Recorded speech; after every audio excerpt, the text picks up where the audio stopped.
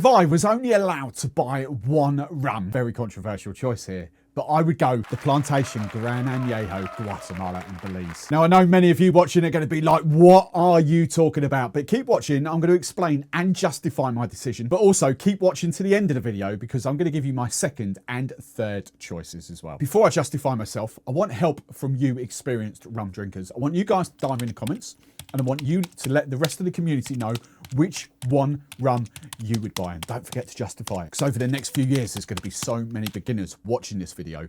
Your comments will provide so much value. Right, explanation time. Look, is this the best rum I own?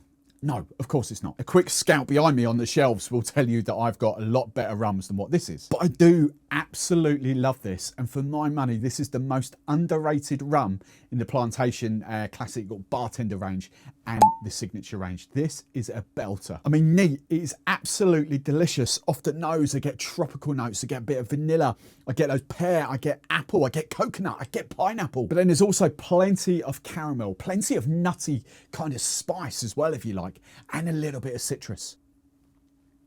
And on the back of the palate, even though I don't think it's aged like that, I even get sort of sherry notes to it as well. In fact, I know it's not aged like that. It's aged in ex-bourbon casks. Now for the price, which is normally under £35 in the UK, this has got to be one of my best workhorse rums. It's cheap enough to mix and to use in cocktails. I mean, it's bold enough to stand up in a lot of those kind of fun and fruity cocktails, but it is also really delicious to sip neat. I love sipping this neat.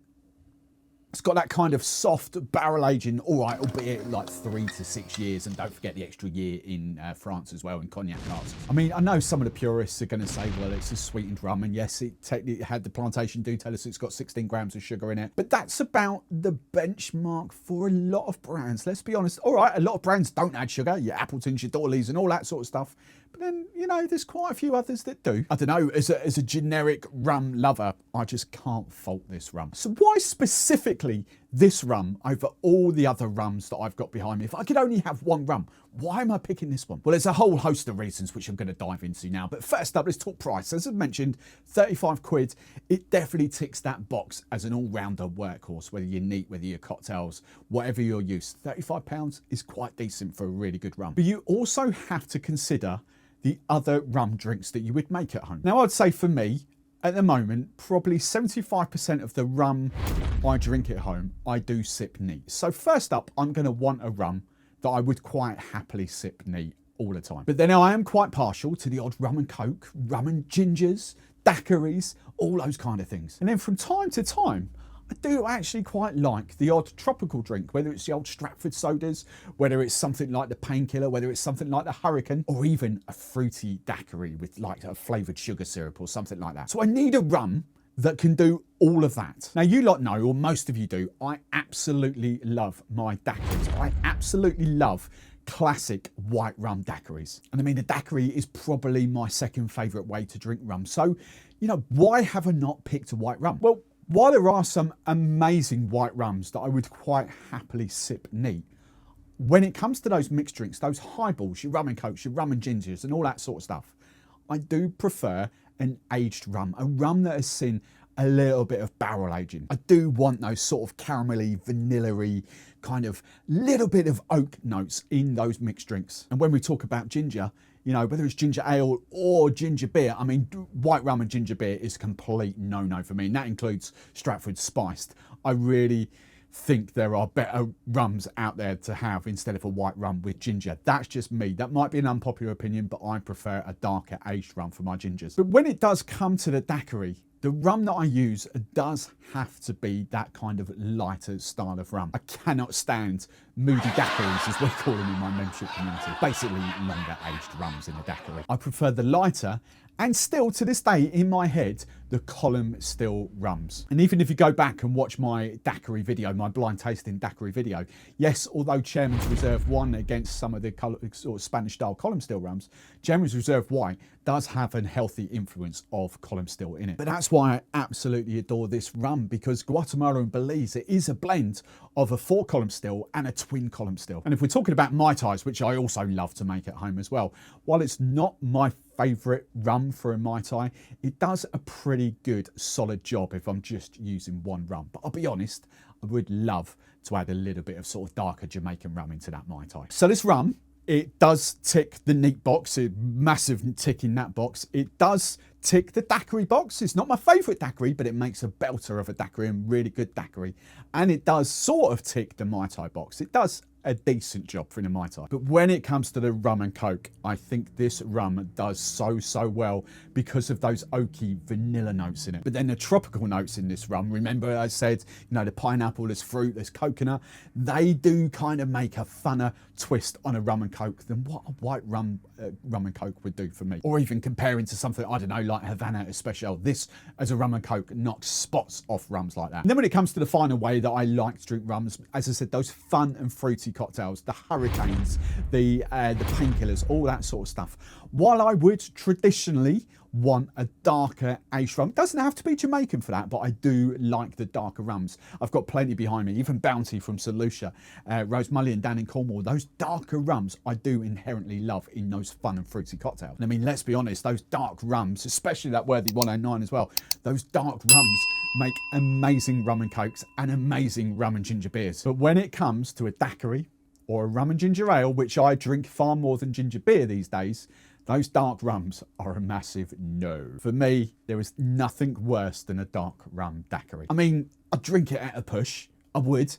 It's not terrible, but I'm only going to be scoring it 4 or 5 out of 10 compared to something like this, which would get a strong sort of 7, strong 8 out of 10 in a daiquiri. So for those reasons, I'm ruling out the dark rums that I own as much as I am the light white rums that I own, because they don't tick every single box that I personally want if I'm drinking rum at home. So as I say, this little beauty, it literally does tick every single box that I want from a rum. So in a brief second, I'm going to give you my second and third choices and why I picked this over those. But I also want to give you a couple of near misses as well. For example, as many of you will know, I'm a huge fan of these rums. More often than not, I will call these two rums the best value for money rums on the market. We've got Appleton 8-year-old from Jamaica, and we've got Chairman's Reserve Legacy from St Lucia. I love everything about these rums except for one vital thing, and that is the daiquiri. I don't like them. I don't enjoy these two rums in a daiquiri. They are just not for me. Neat, amazing. Rum and cokes, amazing. Gingers, amazing. And ginger beer, both gingers. Tropical drinks, they work so well. Mai Tais as well. I just don't really do them in a daiquiri. And that for me is a big downfall. I guess at heart, I am traditionally a sort of column still person. Yes, I love rums with pot still or 100% pot still or blend of pot still in them. Of course I do. But one rum. I can only pick one rum. So it's got to tick every single box. So here we go. Here are my second and third choices, and in no particular order either, to be honest.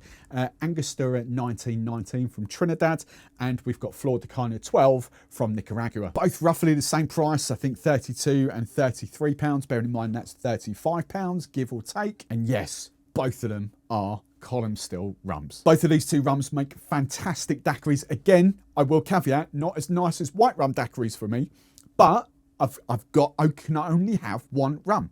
So if I'm discounting white rums because I don't do them with ginger, then I have to go for a lighter style of kind of aged golden rum, if that's what you want to call it. And these do really tick those boxes. So they're fantastic as a daiquiri. They are fantastic as a rum and coke. They both make epic sort of rum and ginger ales, and to be honest, rum and ginger beers as well. Both of these stand up equally well in those fun and fruity cocktails. Again, not as much as a dark black rum would do, but I can't do dark black rums in daiquiris, so I've discounted them. So, you know, the next best thing, they do a phenomenal job in those type of cocktails. But most importantly, I adore drinking these neat as well. And remember, as I said, 75% of the rum I drink at home is drinking it neat. But I obviously can't go for the big, sort of heavily aged, more dominant rums that I would love to drink neat, because I do want a daiquiri from time to time, and I can't handle a lot of those rums in a daiquiri. I want something lighter. So do you agree, or do you absolutely hate my choices? If you have better options, then please do comment below, but you have to justify why. You have to think about all of the ways you drink rum and you kind of have to play all those other rums against each other. So please justify it in the comments, because as I said at the top, those comments will go on to help all the newbies to rum and kind of help them on their journey as well. Because as I say, time and time again, we all have completely and utterly different palates. I know so many people that would quite happily drink a dark rum daiquiri.